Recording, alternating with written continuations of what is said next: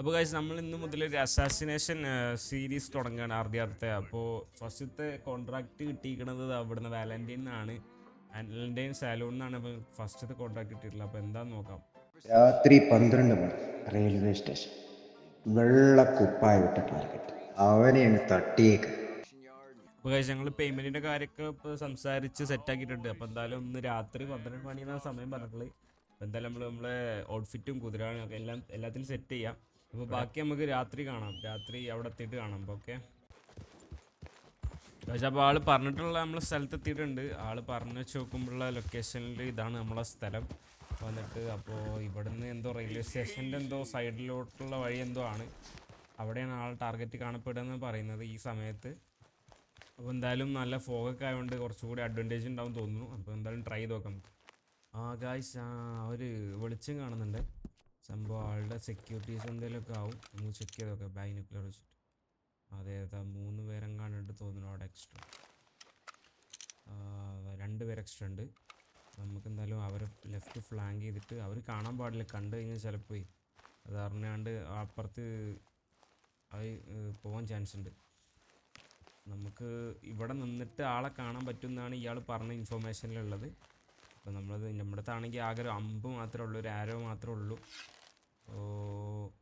ഈ ചെങ്ങനെ മെല്ലെ എടുത്ത് മിസ്സായി എന്നത് അറിഞ്ഞ് ഓക്കെ കിട്ടി. അവൻ മറ്റവരെ അറിഞ്ഞാന്നറിയില്ല. ചെന്ന് നോക്കാം. അവരറിഞ്ഞിട്ടില്ല. നമ്മൾ മെല്ലെ അപ്രോച്ച് ചെയ്യാം. അതാണ് ഏറ്റവും നല്ലത്. മെല്ലെ അപ്രോച്ച് ചെയ്ത് കഴിഞ്ഞാൽ വലിയ വിഷയമില്ലാണ്ട് ആരും അറിയത്തില്ല. ഓക്കെ, ആരും അറിയാൻ പാടില്ല. തമ്മിൽ അറിഞ്ഞു കഴിഞ്ഞാൽ ചിലപ്പോൾ അത് അലേർട്ടായിട്ട് അവർ അവിടെ നിന്ന് രക്ഷപ്പെടാൻ, ടാർഗറ്റ് രക്ഷപ്പെടാൻ ചാൻസ് ഉണ്ട്. അമ്പന്നെ തിരിച്ചെടുത്ത് ഓക്കെ ഓൺ. അതാ ആള് രണ്ടൊരു ചാടിപ്പോയി. ഓക്കെ, നമ്മുടെ അടുത്ത് ഇനിയിപ്പോൾ നമുക്കിനി എവിടെയെന്ന് കണ്ടെത്തണം. അതിന് ബൈനോക്കുലർ എടുക്കുക. അവിടെ ലെഫ്റ്റിൽ കുറച്ച് ലൈറ്റൊക്കെ കാണുന്നുണ്ട്. അത് അവിടെ തന്നെയാണെന്ന് തോന്നുന്നു. അതാ ആ കാണുന്ന ആളാണ്. ആ ഒരു വെള്ള കുപ്പായം അങ്ങനെയാണ്. ഒന്നുകൂടി കൺഫേം